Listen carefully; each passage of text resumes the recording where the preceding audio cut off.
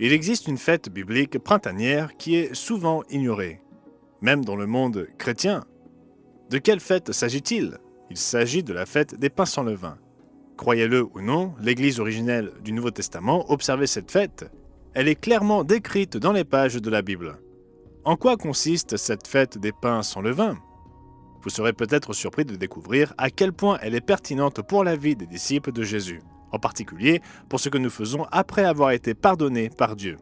Qu'attend Dieu de nous après avoir été couverts par le sang versé de notre Sauveur Jésus-Christ et suite à notre baptême? Être sous la grâce signifie-t-il que nous sommes sauvés une fois pour toutes? Qu'importe notre comportement? La fête des pains sans levain apporte les réponses. Alors, qu'est-ce que la fête des pains sans levain? Rejoignez-nous aujourd'hui au Monde de demain pour répondre à cette question. Je reviens tout de suite.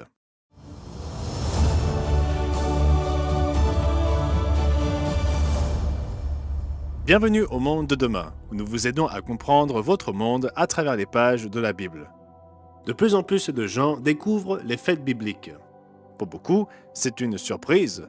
Cela pourrait être le cas pour vous aussi, surtout si vous avez été élevé dans la tradition des fêtes populaires de Noël et de toutes ces festivités, du dimanche de Pâques et de la messe de l'aube, voire des coutumes bizarres et macabres d'Halloween.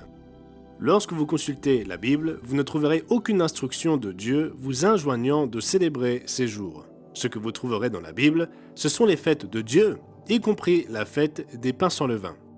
La fête des pains sans levain dure en réalité 7 jours, soit une semaine entière. Elle a lieu chaque printemps, fin mars ou courant avril. Certains pensent que ces jours ont été abolis par la mort de Jésus-Christ, mais le Nouveau Testament affirme tout le contraire. Nous constatons que ces jours étaient observés par l'Église du Nouveau Testament, et la signification de la fête des pains sans levain fait l'objet de l'une des explications les plus claires et les plus évidentes du Nouveau Testament parmi tous les jours saints. Elle se trouve dans la première épître de Paul aux Corinthiens. Paul y aborde à la fois la Pâque de la Nouvelle Alliance et la fête des pains sans levain. Nous la trouvons au 5e chapitre. Le contexte des déclarations de Paul est celui d'un péché persistant dans l'église de la ville de Corinthe. L'un des membres avait une relation incestueuse avec la femme de son père, peut-être sa belle-mère. Reprenons le récit dans 1 Corinthiens chapitre 5 et au verset 1. On entend dire généralement qu'il y a parmi vous de la débauche, et une débauche telle que ne se rencontre même pas chez les païens. C'est au point que l'un de vous a la femme de son père. Pour moi, absent de corps, mais présent d'esprit, j'ai déjà jugé, comme si j'étais présent, celui qui a commis un tel acte. Paul dit à la congrégation que ce problème ne devait pas être ignoré. Il ne devait pas fermer les yeux dessus. Il leur dit que cet homme devait être exclu de l'Église. La bonne nouvelle, c'est que dans la 2e épître aux Corinthiens, nous découvrons que cet homme tira les leçons de son erreur. Il se repentit, il changea, il mit fin à cette relation incestueuse, et Paul l'accueillit à nouveau, encourageant les membres à faire de même.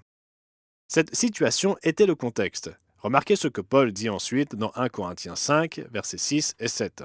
« C'est bien à tort que vous vous glorifiez. Ne savez-vous pas qu'un peu de levain fait lever toute la pâte ? Faites disparaître le vieux levain, afin que vous soyez une pâte nouvelle, puisque vous êtes sans levain. » Encore une fois, que se passait-il? Eh bien, les membres de l'église de Corinthe avaient toléré la présence de cet homme dans l'église, même s'il se livrait à un adultère flagrant et évident. En fait, ils étaient même en quelque sorte fiers de leur soi-disant amour et de leur miséricorde, en fermant les yeux sur ces actions. Mais Paul leur rappela que tolérer le péché n'est pas un véritable acte d'amour ou de miséricorde. C'est tout le contraire. Enfreindre la loi de Dieu cause du tort, détruit et nuit aux relations, corrompt le caractère et mène à la mort. Dieu sait que cela fait le plus de mal à la personne qui pêche. C'est pourquoi il prend cela très au sérieux. Franchement, cela devrait être une leçon pour notre époque. Trop de gens, au nom de l'amour et de la miséricorde, encouragent et tolèrent des comportements qui, finalement, n'entraînent que douleur et souffrance à ceux qui s'y adonnent. Soyons clairs, nous sommes tous des pécheurs. Nous avons tous enfreint la loi parfaite de Dieu. Paul le dit clairement dans Romains 3, verset 23, « Mais nous devons nous repentir de nos péchés. Nous devons nous en détourner. Nous devons être lavés et purifiés par le sang expiatoire de Jésus-Christ. » Et puis, comme le Christ le dit à la femme adultère dans Jean 8, verset 11, « il nous est dit « Va et ne pêche plus ». Remarquez 1 Corinthiens 5, verset 7, Paul y explique « Car Christ, notre Pâque, a été immolé ». Voyez-vous, Jésus-Christ fut l'accomplissement parfait de l'agneau pascal sacrifié chaque année par les Israélites. Cet agneau pascal symbolisait ce que Christ ferait lorsqu'il donnerait sa vie pour nos péchés. Aujourd'hui, nous ne sacrifions plus d'agneaux à chaque Pâque, mais les disciples de Jésus commémorent et rendent hommage à l'agneau de Dieu, notre frère aîné, pour ce qu'il a fait pour nous. Nous le faisons en observant chaque année la Pâque de la Nouvelle Alliance. En fait, plus loin dans l'Épître, Paul explique comment observer la Pâque. On trouve cela dans 1 Corinthiens chapitre 11, versets 23 à 26. « Car j'ai reçu du Seigneur ce que je vous ai enseigné, c'est que le Seigneur Jésus, dans la nuit où il fut livré, prit du pain, et après avoir rendu grâce, le rompit et dit « Ceci est mon corps, qui est rompu pour vous. Faites ceci en mémoire de moi. » De même, après avoir soupé, il prit la coupe et dit « Cette coupe est la nouvelle alliance en mon sang. Faites ceci en mémoire de moi toutes les fois que vous boirez. Car toutes les fois que vous mangez ce pain et que vous buvez cette coupe, vous annoncez la mort du Seigneur jusqu'à ce qu'il vienne. » Ainsi, Paul enseigna aux Corinthiens à célébrer la Pâque de la Nouvelle Alliance avec les symboles établis par Jésus, le pain et le vin. Continuons dans 1 Corinthiens 5 et au verset 7. « Car Christ, notre Pâque, a été immolé. Célébrons donc la fête. » De quelle fête Paul parlait-il? Eh bien, continuons à lire dans 1 Corinthiens 5 et au verset 8. « Célébrons donc la fête, non avec du vieux levain, non avec un levain de malice et de méchanceté, mais avec les pains sans levain de la pureté et de la vérité. » Voyez-vous, la fête des pains sans levain suit immédiatement la Pâque. Et Paul disait clairement à la congrégation de Corinthe, « Célébrons donc la fête des pains sans levain. » Comment pourrait-on être plus clair? Comme nous l'avons déjà expliqué, Jésus-Christ était l'accomplissement de l'agneau pascal. Et lorsque nous célébrons la Pâque de la Nouvelle Alliance, nous reconnaissons notre besoin de son sacrifice d'amour pour le pardon de nos péchés. Mais une fois nos péchés pardonnés, que faire? Continuer à pécher? Beaucoup en concluent que la réponse est affirmative. Ils pensent pouvoir vivre comme bon leur semble, même après avoir accepté le Christ. Eh bien, ce n'est pas ce que dit la Bible.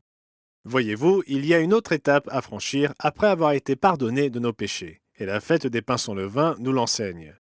Relisons le passage dans 1 Corinthiens chapitre 5 et verset 7. « Car Christ, notre Pâque, a été immolé. Célébrons donc la fête, non avec du vieux levain, non avec un levain de malice et de méchanceté, mais avec les pains sans levain de la pureté et de la vérité. » Quand on parle de levain, on fait référence aux agents levants utilisés dans la fabrication du pain, tels que le bicarbonate de soude, la levure chimique ou la levure de boulangerie. C'est l'ingrédient qui produit des poches d'air de dioxyde de carbone dans la pâte. Il la rend légère et moelleuse et donne au pain son bon goût. Mais dans ce contexte de la Bible, compare le levain au péché. Tout comme le levain pénètre dans la pâte, se développe et imprègne tout le pain, il en va de même pour le péché. Il s'enracine et se propage si on ne s'en débarrasse pas. Au début, notre conscience peut d'abord être interpellée, mais avec le temps, elle s'endurcit. Il devient alors plus difficile de s'arrêter. Un péché peut en entraîner un autre. Si nous sommes pris en flagrant délit de mensonge, nous sommes tentés de mentir à nouveau pour couvrir le premier mensonge, et ainsi de suite, le péché se propage tel le levain. C'était le cas, comme l'expliquait Paul dans la congrégation de Corinthe. Il savait que si la personne qui vivait dans l'adultère n'était pas sanctionnée, d'autres finiraient par adopter un comportement tout aussi immoral. Le péché se répandrait de plus en plus dans la congrégation. Ainsi, la Pâque symbolise le pardon de nos péchés par le sacrifice du Christ. Mais après la Pâque, nous devons célébrer la fête des pains sans levain pendant 7 jours. Pendant ces 7 jours, nous ne mangeons pas de pain levé ni de produits contenant d'agents levants, tels que des gâteaux ou des petits biscuits. En fait, nous retirons et jetons à l'avance tous ces produits de nos maisons, ainsi que les agents levants eux-mêmes. Nous nous en débarrassons complètement. Le fait d'éviter le levain et les produits levés pendant 7 jours symbolise le fait qu'après la mort du Christ pour nos péchés, Nous devons désormais mener une nouvelle vie dans l'obéissance à Dieu. La Bible regorge de références à ce sujet. Ouvrez votre Bible à Romains chapitre 6, versets 1 à 4. Que dirons-nous donc? Demeurerions-nous dans le péché afin que la grâce abonde? Loin de là. Nous qui sommes morts au péché, comment vivrions-nous encore dans le péché? Ignorez-vous que nous tous qui avons été baptisés en Jésus-Christ, c'est en sa mort que nous avons été baptisés.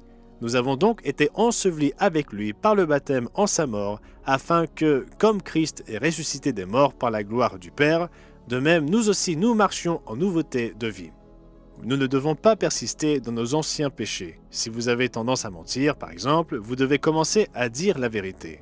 Si vous êtes accro à la pornographie, vous devez apprendre à ne pas céder à la luxure. Si vous avez tendance à vous mettre en colère et à vous emporter, vous devez apprendre à vous débarrasser de cette habitude. Comme le dit Paul, nous renonçons à la malice et la méchanceté et nous marchons dans la pureté et la vérité. Notre vie change. C'est tout le sens de la fête des pains sans levain. Mais ne pensez pas que vous pouvez y arriver seul. Le changement personnel est difficile. Vous ne pouvez pas y parvenir uniquement par vos propres efforts. Mais célébrer la fête des pains sans levain nous aide à comprendre cela. Voyez-vous, la fête des pains sans levain n'est pas la fête sans aucun pain. Certes, nous évitons le levain pendant la fête, mais nous devons le remplacer par autre chose. Nous devons manger du pain sans levain. Il peut s'agir de pain sans levain ou azim acheté dans un commerce ou de pain sans levain que nous préparons nous-mêmes à la maison. Faites une recherche sur Internet pour obtenir des recettes de pain sans levain et vous trouverez toutes sortes d'idées. Manger littéralement du pain sans levain ou azim pendant 7 jours est un puissant rappel quotidien que nous devons nous nourrir spirituellement du pain de vie, Jésus-Christ. Remarquez Jean chapitre 6, verset 35. Jésus leur dit « Je suis le pain de vie. Celui qui vient à moi n'aura jamais faim, et celui qui croit en moi n'aura jamais soif. » Jésus est le pain de vie, et nous devons, au sens figuré, nous nourrir de lui chaque jour. Remarquez ce qu'il dit d'autre dans Jean 6, verset 57. Comme le Père qui est vivant m'a envoyé, et que je vis par le Père, ainsi celui qui me mange vivra par moi. C'est ici le pain qui est descendu du ciel. Il n'en est pas comme de vos pères qui ont mangé la manne et qui sont morts. Celui qui mange ce pain vivra éternellement. En d'autres termes, nous lisons ce livre quotidiennement. Nous nous en nourrissons et nous imprégnons notre esprit de son message. La Bible est la pensée divine sous forme écrite.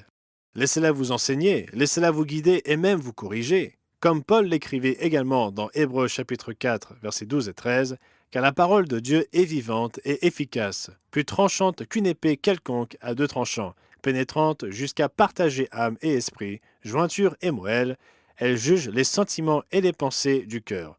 Nulle créature n'est cachée devant lui, mais tout est nu et découvert aux yeux de celui à qui nous devons rendre compte.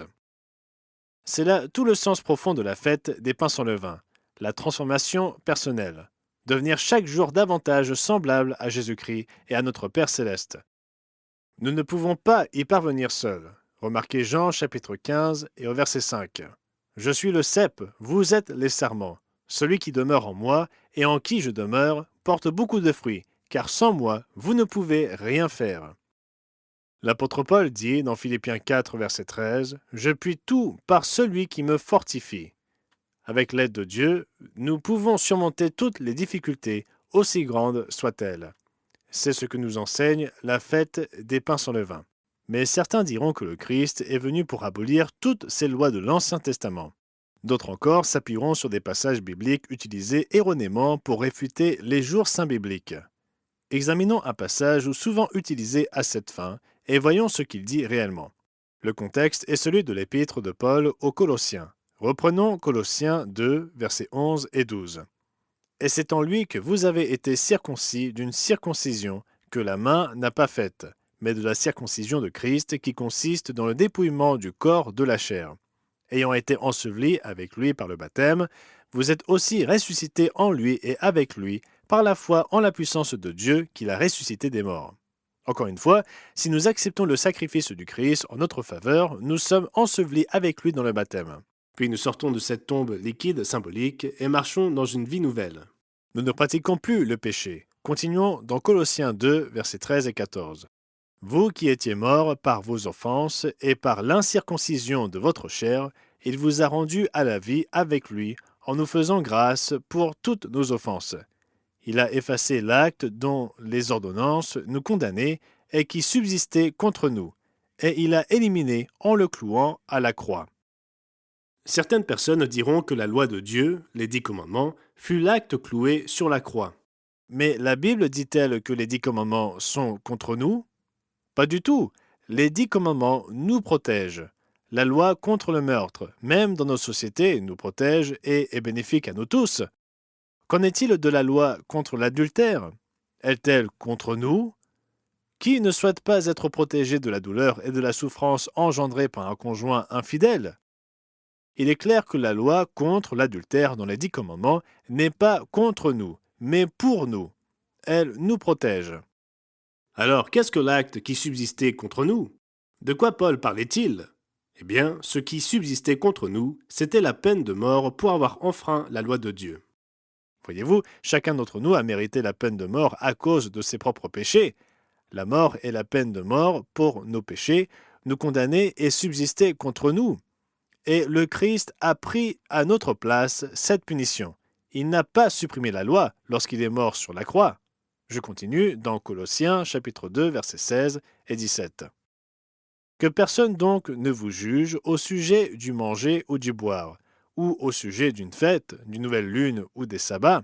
C'était l'ombre des choses à venir, mais le corps est en Christ.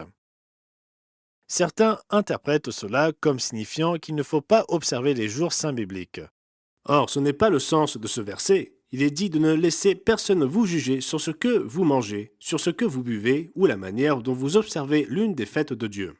En d'autres termes, si vous observez fidèlement les jours saints bibliques de Dieu, ne vous laissez pas intimider par ce que pense votre voisin. Ne vous souciez pas de ce que pourrait penser un ami ou un parent. Servez le Christ et souciez-vous de ce qu'il pense, lui. En fait, il y a même une phrase à la fin de ce passage qui clarifie davantage les choses. À la fin du verset 17, Colossiens 2 dit « Mais le corps est en Christ ». Certains diront donc « Vous voyez, débarrassez-vous de tous les jours saints et concentrez-vous uniquement sur le Christ ». Ce n'est pas non plus ce que dit ce verset. Il est traduit de manière plus précise selon la version Darby, comme suit. Mais le corps est du Christ. En outre, le verbe être est en italique. Cela signifie qu'il ne figure pas dans le texte grec original. Donc, ce qui est réellement écrit dans Colossiens 2, verset 17, c'est « Mais le corps du Christ ». Reconstituons maintenant le passage dans son intégralité. Encore une fois, lisons la version Darby sans le mot « et », incorrectement ajouté par les traducteurs. Colossiens 2, versets 16 et 17. Que personne donc ne vous juge en ce qui concerne le manger ou le boire, ou à propos d'un jour de fête ou de nouvelle lune ou de sabbat, qui sont une ombre des choses à venir, mais le corps du Christ. Paul disait en substance, ne laissez pas ceux qui ne sont pas dans l'Église vous juger parce que vous observez les fêtes bibliques. Laissez plutôt le corps du Christ vous guider et vous instruire. Le corps du Christ, c'est l'Église. Cela se trouve dans de nombreux passages des Écritures. Ainsi, les versets dans Colossiens 2, versets 16 et 17 n'abolissent pas les jours saints. Au contraire, ce passage renforce en fait leur importance, et il indique que l'Église fondée par le Christ les observait et doit nous instruire comment les observer. Quelle différence avec ce qui est souvent enseigné aujourd'hui? Les jours saints doivent être observés et non supprimés. L'Église devrait les observer et les enseigner. C'est ce que dit l'apôtre Paul. Nous trouvons de plus amples informations sur ces fêtes dans Lévitique chapitre 23. Ce passage révèle que ces jours étaient des moments où le peuple de Dieu se réunissait pour l'adorer. Nous pouvons trouver cela dans Lévitique chapitre 23, versets 1 et 2. L'Éternel parla à Moïse et dit « Parle aux enfants d'Israël, et tu leur diras, les fêtes de l'Éternel que vous publierez seront de saintes convocations. Voici quelles sont mes fêtes. » Remarquez à qui appartiennent ces fêtes. Ce sont les fêtes de l'Éternel. Et quand vous comprenez en outre que c'était Jésus-Christ avant son incarnation, la parole, qui transmit ces mots et qui œuvrait avec ces Israélites, vous réalisez qu'il est impossible que ces fêtes soient abolies, car c'était celui qui est devenu Jésus-Christ qui les enseignait en premier lieu. Remarquez à nouveau Lévitique 23, versets 4 à 8. Voici les fêtes de l'Éternel, les saintes convocations que vous publierez à leur temps fixé. Le premier mois, le 14e jour du mois, entre les deux soirs, ce sera la Pâque de l'Éternel. Et le 15e jour de ce mois, ce sera la fête des pains sans levain en l'honneur de l'Éternel. Vous mangerez pendant 7 jours des pains sans levain. Le premier jour, vous aurez une sainte convocation. Vous ne ferez aucune œuvre servile. Le 7e jour, il y aura une sainte convocation. Vous ne ferez aucune œuvre servile. Saviez-vous que les enfants d'Israël sont sortis d'Égypte pendant cette fête? Vous pouvez lire cela dans Exode chapitre 13, versets 3 à 8.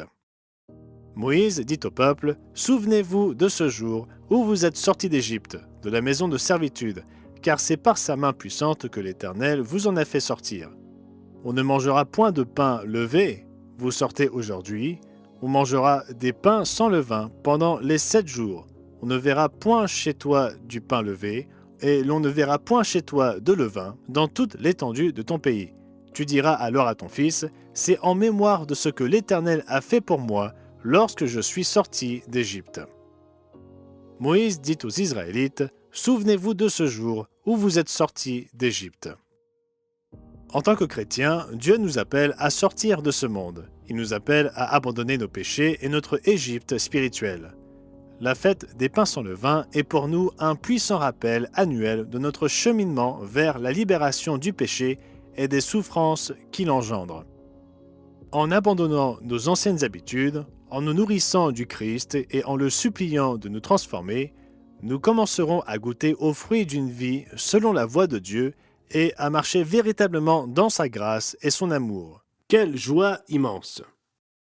Peut-être aimeriez-vous en savoir plus sur ces fêtes bibliques ou même entrer en contact avec d'autres personnes comme vous qui s'intéressent à ces jours et les observent. Contactez-nous. Nous avons des ministres partout dans le monde qui seront heureux de vous répondre.